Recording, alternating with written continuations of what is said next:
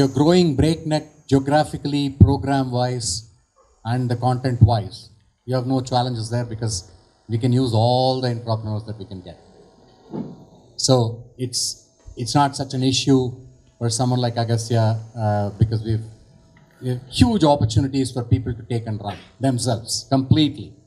And therefore, it's not such an issue. Okay, there might be an element of competition as to who did better, all of that, and then that, in fact, is somewhat positive. And therefore, working around that is not such a problem. It could be an issue if multiple entrepreneurial potential candidates are gunning for the same thing. That could be an issue, but fortunately, we have not come across that, and therefore, we are in the clear in that. If you can identify in one word the one standing out characteristic of each, and then make it a slogan for all. So then they are labeled with that. He is Mr. Trainer, he is a Mr. Researcher, or he is a... So you know that these people excel in one, maybe mediocre in the others, but they are never subordinated to anybody. They are excellent in one, so they are leaders in one characteristic or one strength. So if you can create multiple identities of leaders and strengths, which are identified not by a boss, but by everybody. Everybody recognizes that. So it's a whole organizational recognition they get, and this percolates down to the whole society where they are working. I think that will also leverage their strengths and can coexist multiple career growths. Let me take this question in different way. Not managing the multiple entrepreneur, even the single entrepreneur managing is a slightly different ball game. Because you trust them, so you are tender to them. But at the same time, you are running the organization, so you have to be harder also. So it's a very, very kind of always a very mixed balance and always a very tactful skill that how soft you can be, how hard you can be. And the really fun is in that when you have to be both.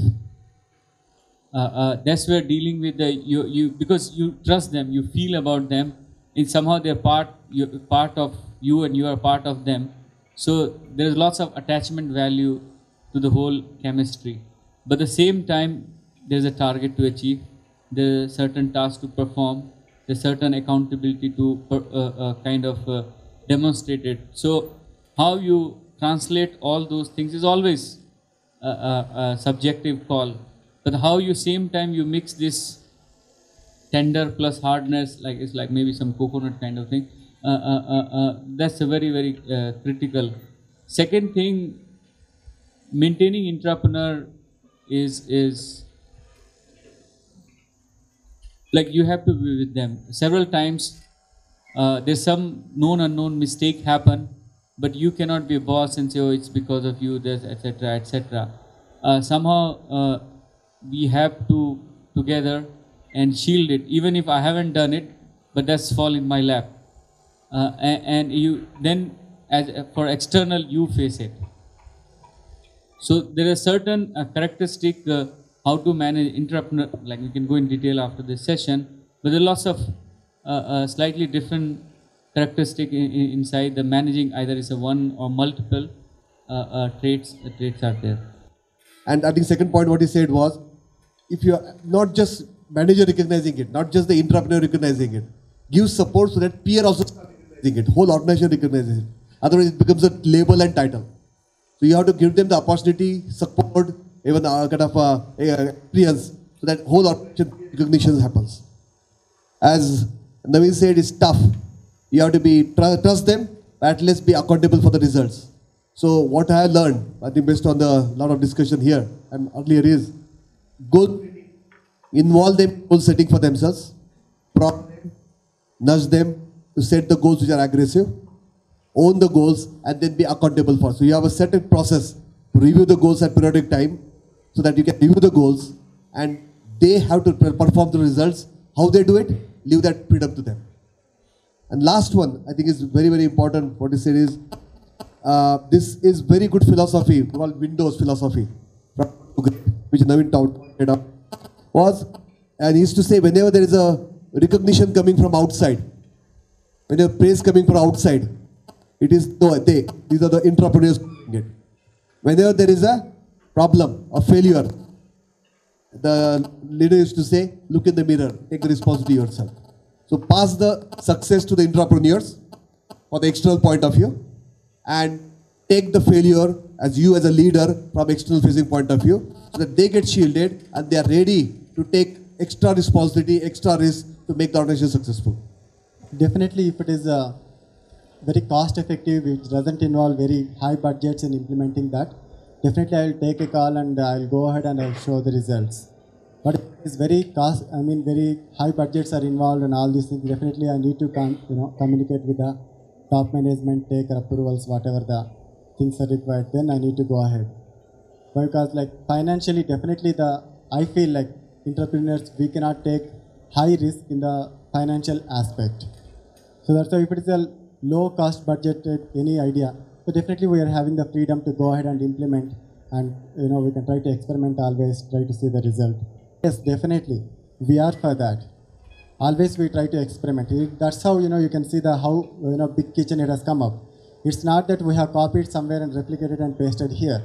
It's all completely depending upon our own experience. We have completely built up such a gravitational based concept based kitchen here in Hubli, and it's supposed to be the largest kitchen across the world as of now.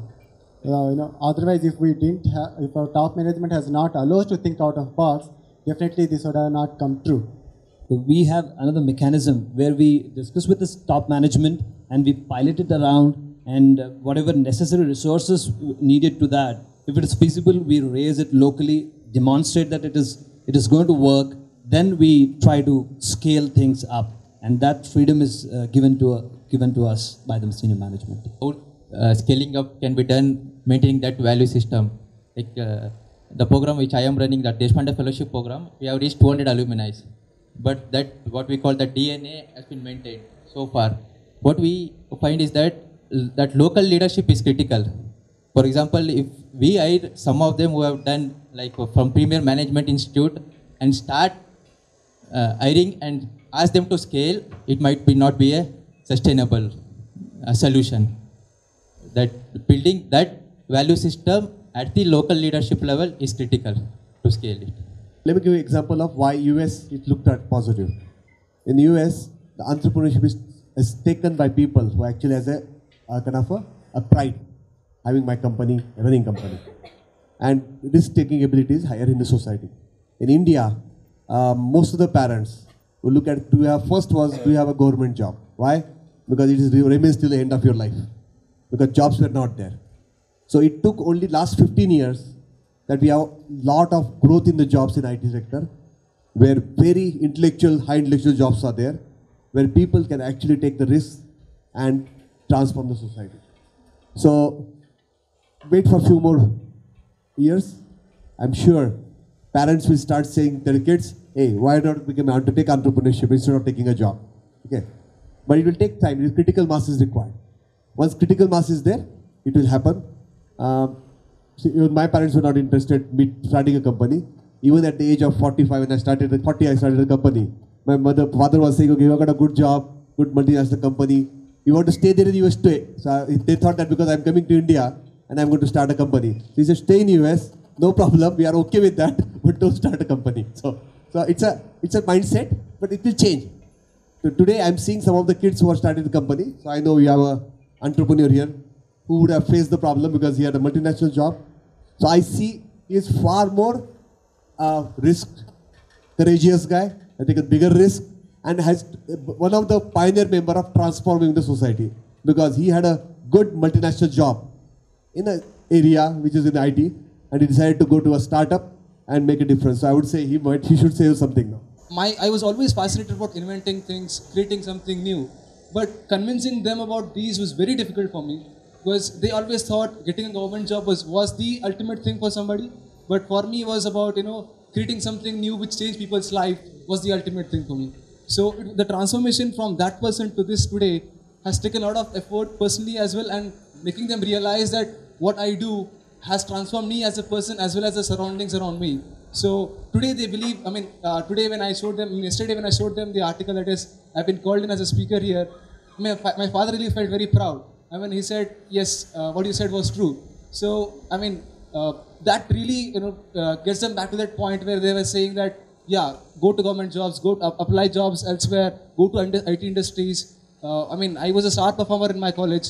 I was offered at 6 different places in various multinational companies, but still somehow I felt that I wanted to be a larger part of it in a small, though in a small organization, I wanted to be a larger part, unlike a smaller part in a larger organization.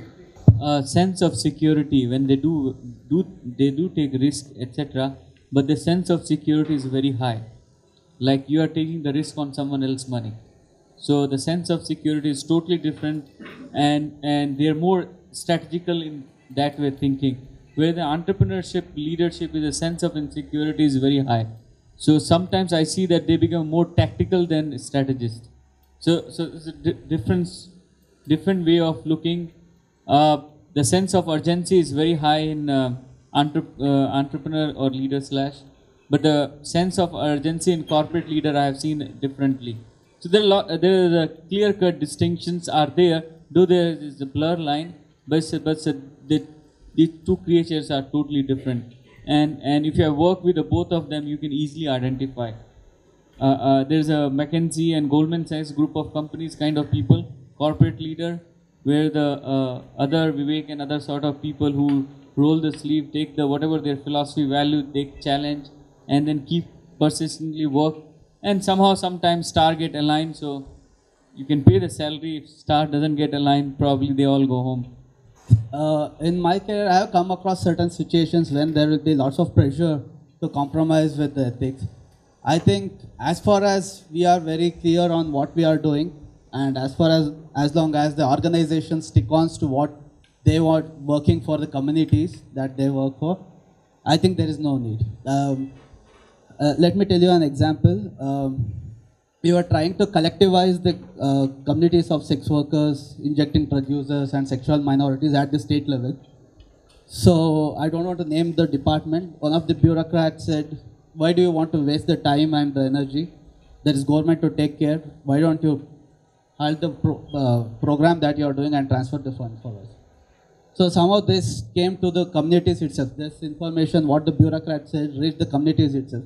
They actually came together. They actually gave us the strength to work, to continue the work that we wanted to do. So we never compromised. Still the work is going on. Entrepreneurs are made only because there is a alignment of values. I mean, I align my values to the organization values, so there is a like-mindedness between me and the entrepreneur. So that's when an entrepreneur is made. I mean, if I have to say, entrepreneurs are made when there is a space given for them to think, and an area to implement that, and also time to prove those ideas. So that's when an entrepreneur is made. So I don't feel there is a conflict of values. Ever will make a person entrepreneur. I think values are very important. First of all, for the personal growth, that like we should have some values. But most of the time, what happens actually defining the value. What is the value that really going to take you up? And the organizational value, absolutely. This is not the like one person who has to decide. So in the case actually where I am working with the foundation, the Deshpande Foundation, so many times actually, so only two values actually that I follow, and personally I think it is very much matching to the foundation's value. That is one thing is like enjoy the work. That every time like I keep talking to my colleagues, let's enjoy. So it looks to my organization, to the even audience also, even the stakeholder also, wow, there is a fun. And whatever there is a fun, really something is coming out good. And the second thing is actually respect the people. So I think in the sector where we are working actually, we are working for the people. So very important actually, whatever we are doing actually, there should be a respect. So respect within the team, respect to the stakeholder, or respect to the family. That's what everybody expects. And I think so it has never contradicted actually within the work and with the family. So as just Anup was also sharing, like the value system which we have and the organization, that is more important. So as I was sharing in my earlier this thing also, like the value system of the organization is first very important, and then like the work atmosphere or where we are working. And no doubt we have to do some compromises. Right now I'm not able to recall any of the examples like that. But what I will tell is, yeah, there are some examples where we need to compromise on our value system, but which was like, if it is good for the organization, yeah, definitely I would do it. If it is good for the organization, otherwise I won't do it. So that is my view. No, the day I compromise, I should not have that entrepreneurship label in me. That's the observation. And as Naveen suggested, it's for hard for an entrepreneur to work with entrepreneur also. Oh, that we also have that binary trust level. There are a lot of times there will be a difference of opinion, and that's all fine. But we need to have that tenderness and that hardness.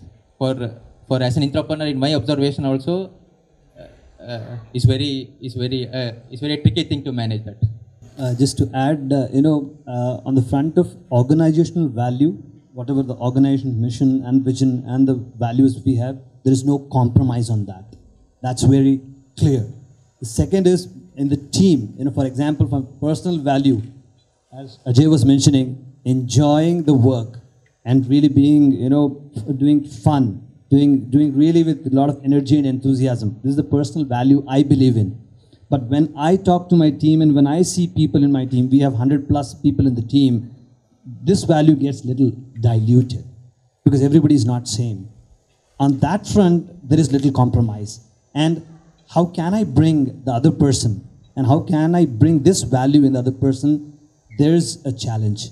And then we sit across the table and work out. There is a dilution in this value. No entrepreneurs in the organization, the growth doesn't happen. And for social organization, intrapreneurs are key to success. I think we looked at three or four, I would say, major points. One is foundational or fundamental alignment on vision, values, philosophy, trust. Second is on communication. We talked about it. Sangeeta talked about it. Open, continuous communication, transparency. And growth, where challenges are there for them to grow, experiment. Support is there. Guidance is there for the team and the company or the organization. And last but not least, there's a freedom. Freedom to take some risks, freedom to take decisions, and freedom to take ownership, basically, that they own it, that they actually feel the ownership and the entire success. So I would say a big hand and bow to all the entrepreneurs who have made this success.